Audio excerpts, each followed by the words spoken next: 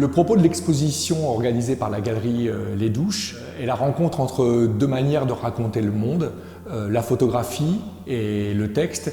Et c'est en fait une histoire un petit peu de « je t'aime moi non plus », comment ces deux écritures ont pu trouver une manière de cohabiter et de faire une nouvellement œuvre.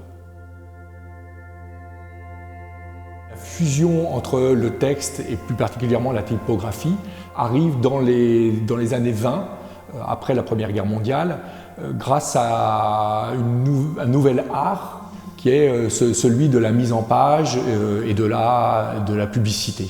Sous deux formes différentes, celui de l'enseigne dans la ville, de l'affiche, qui va inonder absolument l'espace urbain. Et les photographes vont s'emparer effectivement de ces nouveaux sujets, de cette nouvelle écriture qui est dans la ville. Et l'autre pan qui est celui de la presse, de l'édition, et particulièrement une revue Art et métiers graphiques qui va faire la promotion de la photographie.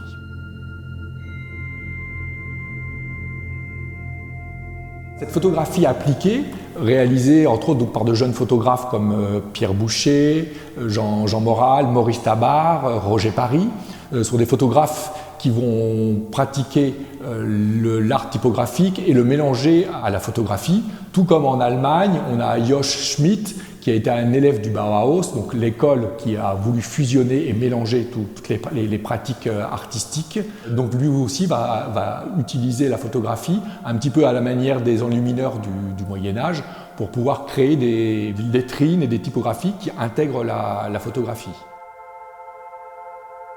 On retrouve en fait ce jeu avec la photographie, avec les travaux de Man Ray. Donc là on est plutôt dans un autre univers qui va être celui du jeu. Man Ray utilise le photogramme, il en est même un des redécouvreurs, et il lance des lettres sur des photographies comme des sortes de rébus, une sorte d'énigme comme aimaient les dadaïstes. D'ailleurs les dadaïstes qui sont les premiers à utiliser le texte et à le mélanger à l'image dans leurs peintures ou dans leurs travaux de photocollage, comme entre autres donc, Raoul Haussmann. Ce travail du jeu du rébus, on le retrouve dans un travail de Stéphane Couturier qui nous illustre, rend hommage à Fernand Léger, autre personnage de la peinture qui a intégré la typographie ou le texte, donc avec sa célèbre peinture ABC.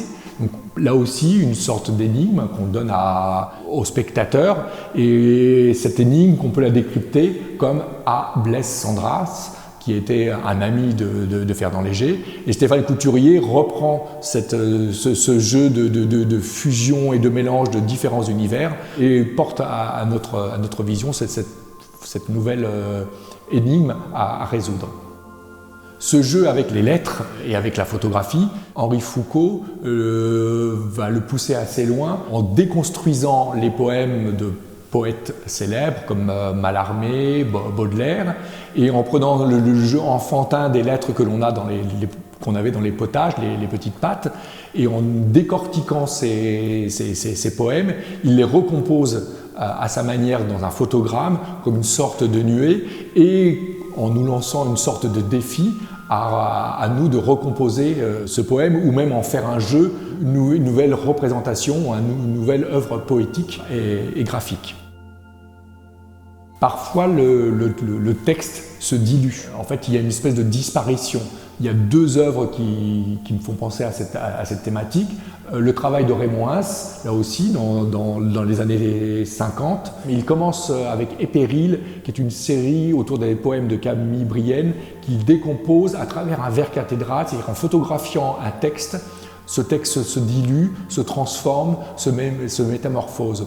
Et ce travail de la disparition, on le retrouve aussi dans le travail de Konopka, en photographiant au sténopé des enseignes, des devantures de boutiques, avec un lettrage blanc très fin, très délicat, finit par disparaître et se dilue un peu dans le noir de la photographie. On retrouve ce travail de la matière texte avec Roger Catrino, où il utilise des papiers journaux qu'il déchire, qu'il recompose et qu'il superpose à des portraits, et donc il crée toute une série qu'il appelle ses portraits imprimés, transformant en fait la peau en une sorte de journal, comme une espèce de projection, plus tard qu'on verra des projections vidéo sur des corps ou ce type d'intervention. Un autre pan que traite l'exposition, c'est autour du mot politique, puisque dans la ville, on retrouve de nombreux graffitis, mais parfois des slogans. Et Jean-Claude Gontran, en mai 68, va essayer d'inventorier, de répertorier ces différents slogans et va photographier pour en faire un livre qui va s'appeler « Les murs de mai », donc comme si les murs avaient la parole. Et sur ce même principe-là, de l'idée de porter à la connaissance les revendications sociales, Tom Arndt aux États-Unis photographie des manifestations et en appuyant non pas sur les manifestations, mais sur les pancartes ou les revendications de ces manifestants, avec entre autres une photographie qui s'appelle No War for Oil, qui est malheureusement d'actualité aujourd'hui.